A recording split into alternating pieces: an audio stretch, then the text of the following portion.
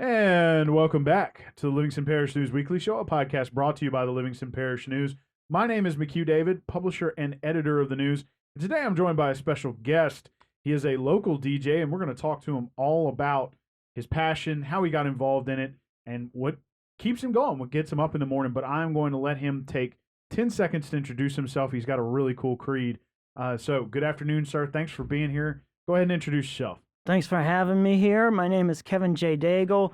I'm a vulnerable, forgiving, and dignified man, and my purpose in life is to inspire others to join acceptance through my passion, my humor, and my integrity. I don't know if you could come up with a better creed than that. That is impressive. And Mr. Kevin here he's here to talk about being a DJ, and it's something he's clearly passionate about. And we're going to talk about a lot of that as we go through this. But first and foremost, what I always like to do when folks come in here is I like to start, it's not even really the beginning time-wise of your story. It's more about the beginning for you. So everybody's sitting around at one point thinking about doing something. When you were thinking about becoming a DJ, what was that like for you? And you and I have talked before this, so I know it happened a long time ago. But what's that inner voice that's saying to you, you need to do this? What keeps you going? So first and foremost, that's actually two questions. Let's start off with what got you into it? What was that mindset like? And then we'll talk about what keeps you going. Go ahead. Picture it. Pierrepont, Louisiana, 1983. I'm at my cousin Danny's wedding, and it was a Saturday night at the American Legion Hall. And I remember seeing a man with two record players, and I didn't know someone could have two record players. Everybody I knew had one. And then I remember seeing all these albums and all those 45s. I remember being so blown away that somebody could have that big a collection of LPs. At first I thought, I want a big collection of LPs. LPs are cool. And then I told my dad about maybe a month or two later when I remembered what I saw, and he said something I'll never forget. He said, "That is what you call a disc jockey." So then a career path was born at 8 years old. Okay, so you were 8. That was going to be my next question is how old were you? So you were 8. So this started early. And, but what's interesting about things that start early is a lot of times, you only dabble in it. So, I mean, after your dad had that conversation with you, he told you that's a DJ or disc jockey. Where did you go from there? I spent years wanting to be a DJ. I would occasionally ask how people got started. I just didn't know how to get started for real until I was around 32 years old. Wow, so a big gap. Yeah, because I was working a lot of odd jobs from that time in my adulthood. Okay.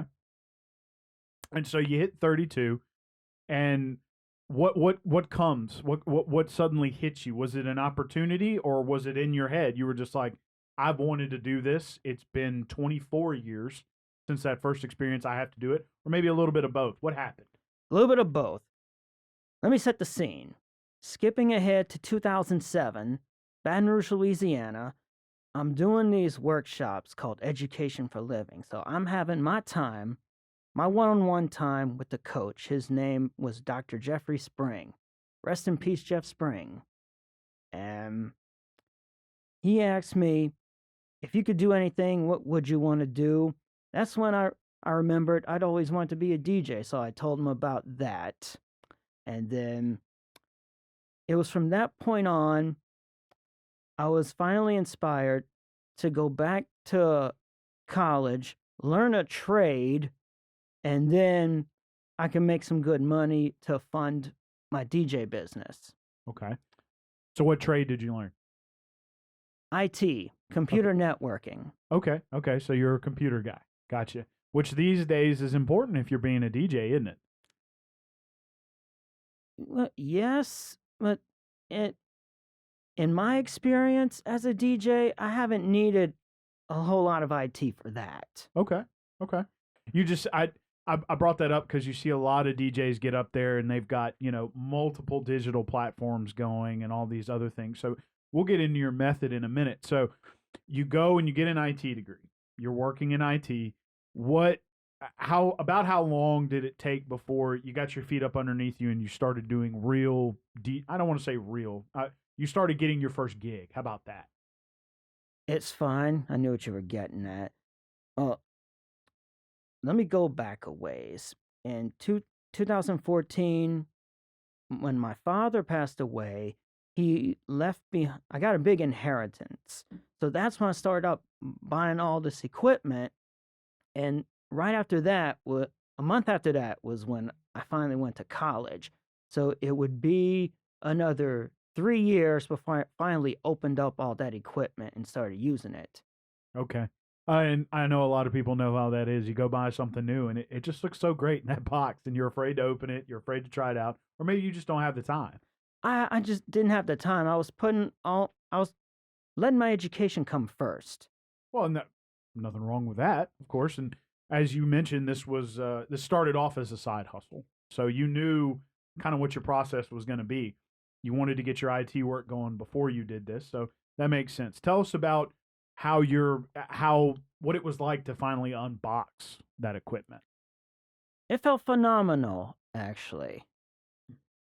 Uh, Opening up all those speaker boxes and then the mixer, and I had already had the oh, what's that other thing called with the oh, I forgot what that thing was called. It's got the two turntables on it. They're not turntables, but they act as turntables. Soundboard. I think it's called a soundboard. Okay. I'll Okay. call it that for now, just to fill in the blanks. Sure. Sure. Obviously, used to be called a turntable. Now that it's more digital, it's probably something else. So you get all this equipment opened up. You're kid in a candy store, kid on Christmas, whatever you want to call it. Obviously excited about it. Where'd you go from there? I mean, obviously you needed to practice some of this. You needed to get your feet up underneath you. So you're trying to get your education done. You know, and I keep repeating this because you clearly you had a vision, but you had a lot going on. So you're trying to get your education done, but you've also got all this cool equipment at home. So tell us what you did with that equipment after you open all those boxes. It was 2017 when I finally got to use it the first time. My mother had set me up with a booth at a art show in my hometown, Pierre Part, Louisiana. Okay. It was then I learned one little lesson. My sister had said, you should put up the music a little louder so everybody can hear it. And I'm thinking, it's outdoors. You can only contain sound indoors. Right. So, yeah, I learned you can't spread sound. Right. I mean, you can keep turning it up louder, but typically at those outdoor events, people's voices just start to elevate above the noise anyway. So, okay, you learned some things at your first show. So at this art show, were you playing music, or were you trying to market your skills, or did it actually turn out you were hired to play the music, but it grew into something more? I was just playing music. It was a pro bono gig. It was just for the experience. Okay.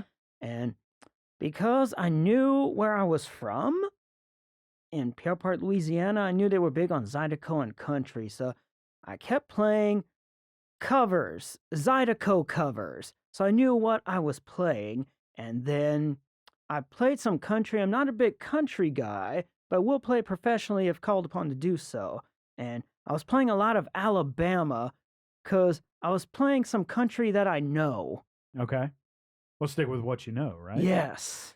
So, a couple of interesting things you just mentioned there. Obviously, you took the gig because you wanted the experience, and that's interesting to me, and we're going to chase that down in a second. But one thing you did bring up is that in your process of getting ready for this, you thought about, I'm from here, these are what the people are like, this is what I should play. Tell us about that process, because obviously you've had more gigs since then. Do you sit down, you might do a wedding, and of course the bride and groom are going to have their selection of music, but you've done some other things other than weddings. What is it like sitting down and thinking, okay, this is the event, this is what I want to play?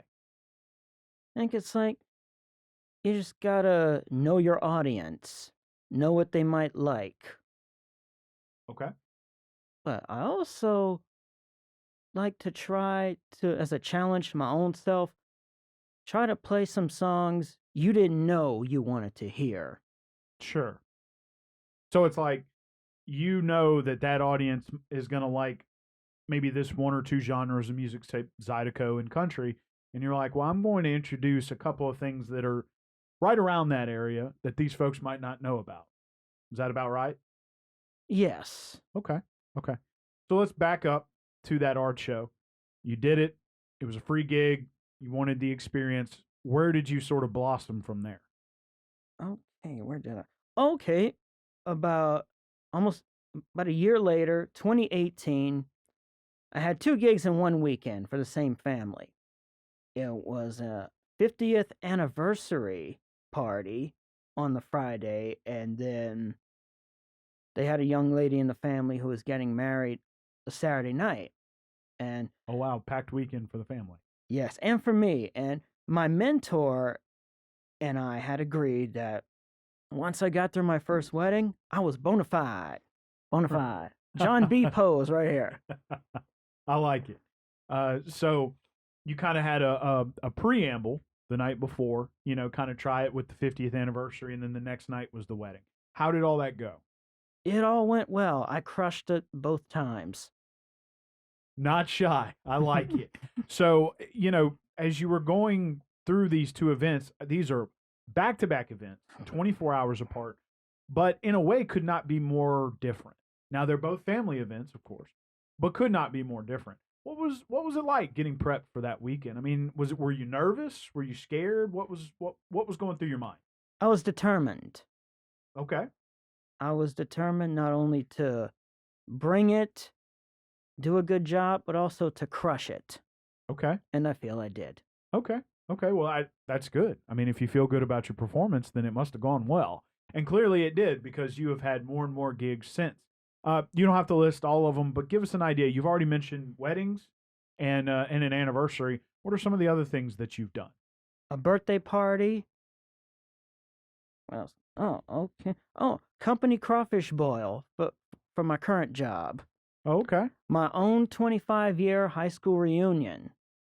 Cool. I bet that was cool. It was. I was the only one who made money that night. So you got to profit on your own reunion. Nothing wrong with that. Yeah, everybody else was paying $50 a ticket to get in, but I was making money for that gig. Well, tell us a little bit about that for a second, because 25-year reunions are always interesting, right? Everybody has changed so much since high school. You've gone from 18 to your 40s. So did you reach out to the school looking for that job, like that opportunity, or did they reach out to you because they had heard about it? How'd that work out? Mm, I don't remember because I'm sure it went either way. Oh, I don't remember, to be honest with you. No, that's okay. That's okay. I was just curious because one of the things I'm trying to get at here is clearly you started off with a couple of small events. It has, ballooned into more. So let me ask you this. Maybe you don't remember what happened that night, but again, that question of how did you prepare? What were you thinking about when you were going into this venue? I was thinking about all the songs that came out during my time in 12th grade, and I made a playlist and everything, and I only got to play half of those because the crowd requested all these clubby nightclub songs. I Sure. think Fantasy Girl was one of them, and I remembered some of them, hearing Sure. them on the radio. But I learned the hard way that RuPaul's Supermodel did not go over well. I had to cut that one off early. And requests for slow jams that night were kind of iffy because I had one couple requests to slow jam, but I got boos from everybody else. Sure. So tell us a little bit about that too, because these early gigs were learning experiences for you. You're always saying you learned something that night or that day, whenever the gig was. Where do you come from with that? I mean, when you're sitting up there doing your set, and these people, like, either there's a general criticism because the people didn't want to hear that song, or people are asking you to play different things. How do you accept that? Like, do you just go in with a mindset of, I'm going to learn something today? Yes. Okay. And here's a curveball. In your opinion, what is the biggest thing you've learned so far in your career? That the only people who want to hear Tennessee whiskey are the clients who request it. That's a good song. There's Uh, nothing, there's nothing wrong with Tennessee whiskey. I agree with you, but it took me 2 gigs to learn that. The the customers wanted to hear that, just not everybody else. But I did recover from one of those instances with TikTok. Okay. Okay. So that now there's another interesting question that I'm going to ask you before we kind of get into your sort of personal passion. What you might have already answered the question. That may be it. You said you've had some trials. What was your biggest recovery from one of those? I think it was TikTok. So you thought you were on the ropes, but then you came back around with TikTok and things sort of moved back in a good direction. Yes. Okay. I've learned maybe try to skip ahead to the end if I can, or fade out early and just transition to the next song already. If you can kind of tell that the room, the floor is just not feeling it, you're going to try to move on. Yes. Gotcha. It's not like I'm a club DJ where I can take you where I want to take you. Right. It's more like you're going to go with what the audience gives you. Yes. Gotcha. So, last question before we move into sort of the passion part of it. And this is a functional question. If somebody called you and said, Kevin, I'd liked your interview. Some people have recommended you for your work. I want to use you at this event. What's your process there? Take me from start to finish when a person has reached out to you and is interested in your work.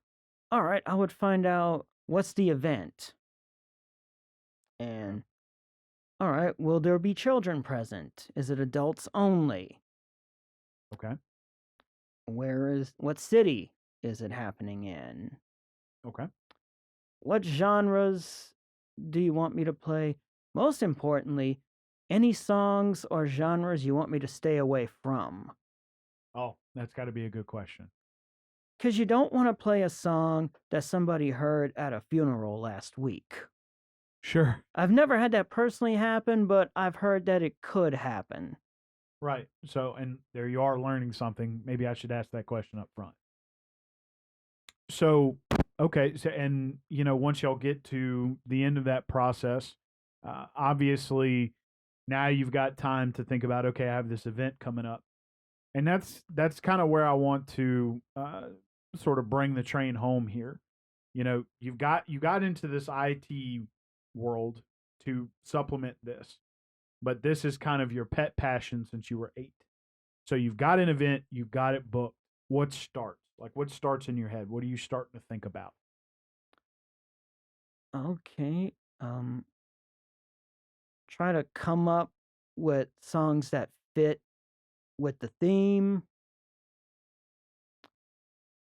Pretty much just wait for the big day. Okay. And when the big day comes, are you normally excited, or are you just kind of like you said earlier, you're just confident? You're like, I have prepared for this. I'm going in. I'm going to crush it. Excited and determined. Gotcha. Because So I don't want to sound like I'm overconfident. Determined is like a good middle ground. That way, it keeps you from getting a big head. sure, sure. Because, well, and I can understand that from your perspective. Your determination is, I know not everything's going to be perfect, but I'm going to work through it and I'm going to learn. Would that be a fair assessment? Yes, Okay. Okay. So you're constantly growing as a DJ. You're not going to stay the same. exactly. Okay. So let me ask you this from sort of a personal success question. You're at an event, you're playing a song, you're starting to see the crowd get into it. You get about 3 songs down and you still got them. What's that feel like to you? Feels great. Feel like I can do anything. So it kind of puts you on it puts you on a cloud, and you feel like you're just. Does that momentum ever carry? Like, does that affect the way you pick songs going forward? Does that affect the way you kind of interact with the audience and things like that once you kind of catch them? Yes. Okay, in what way can you give us an example? Like if I think they're excited about this one song, I'm gonna try something else similar to it in the same genre. But I'm always mindful to mix it up because I don't like to play two of the same kind of song in a row. And not every occasion will call for the occasional slow jam. Sometimes it's keep the energy up, but sometimes there'll be, yes, play some slow jams too. Sure. So it's like, when do I insert that slow jam? Right. And so while you're also trying to navigate, being the DJ, having these songs coming out, having them roll, you also kind of have to feel out the audience to see when is the timing appropriate for this song or that song, correct? Yes, exactly. And I find requests to be helpful, so I always take requests into account whenever whenever I'm working with song order. Okay. So here's another functional question. You're talking about navigating these songs and also watching the audience, but part of the navigating the songs is working all of your equipment and your tech. Tell us a little bit about all that. I mean, many years ago, you kid in a candy store opening all this equipment. Now you get to use it. What do you have? Okay, first is my laptop. Same laptop I've had for 8 years, and the soundboard and the live mixer, and a cool little light that powered from my laptop. I get to clamp on the laptop because it's usually dark in most locations, Sure. and speakers, and always got to keep my speakers close by, but at least far enough away. Well, that's interesting. Tell me about that because that's an interesting statement.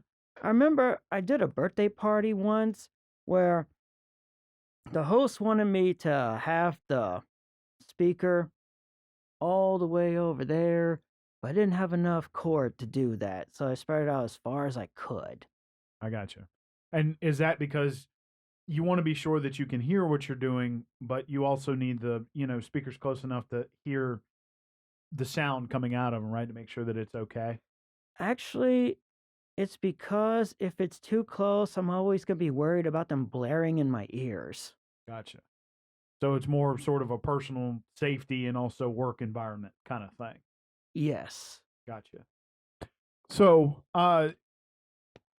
really, when it comes down to it, we've talked about this. Obviously, you're passionate about it. When these folks, when you're at an event and these folks get into it, it elates you. It makes you feel good. But you've got to have your boundaries. You got to have your setup. How can people find you and book you? Let's start there. What's it? What is the process like? Let's start here. You have a website and social media, anything like that? Social media, Okay. Facebook. Okay. And what is the name of your page on Facebook? Maestro DJ Service. Gotcha. So you can find him at facebook.com/Maestro DJ Service. Maestro is Maestro. And, can they see some pictures of the events you've been doing and have done Yes. in the past? Okay. So you can get a feel for Kevin there. If somebody wants to book you, what's that process look like? I would imagine they could call me on the phone. Okay. And we just have a conversation. I find out what's the party, what do you want to hear, where is it, what city is it in. Right. So those things we talked about earlier. Yes, all that good stuff. Now, you and I had discussed there are, and I want you to briefly cover them. There are a couple of things that you need, as a DJ to make these parties work both well for you and for the customer. For instance, you had mentioned parking distance from the venue. What are some of the circumstances that you need met for things to make sure that things go well? All right, parking within the same parking lot. Because I'm not sure about yards, like we had talked about earlier. I'm not sure how much a yard is. And Okay. oh, I need to be next to a power outlet, and I need the power outlet to be turned on. Okay. I learned the hard way over 2 separate occasions that the power just wasn't turned on. I wasn't getting any juice. Gotcha. So, and that seems pretty simple. Accessible parking, outlet turned on, you Yeah. know. But I can imagine, especially once a party gets going and you show up, sometimes those things just get forgotten, right? And so you bring that up ahead of time with the client. Yes. I also have a little tester to plug in. I don't know what they're called, but just those little things you plug in, and if it flashes, that means you got power. Oh, okay, yeah, and we have those. They're just voltage testers. Um, I operate a lighting and electrical company as well, and we keep 30 of them, just in case.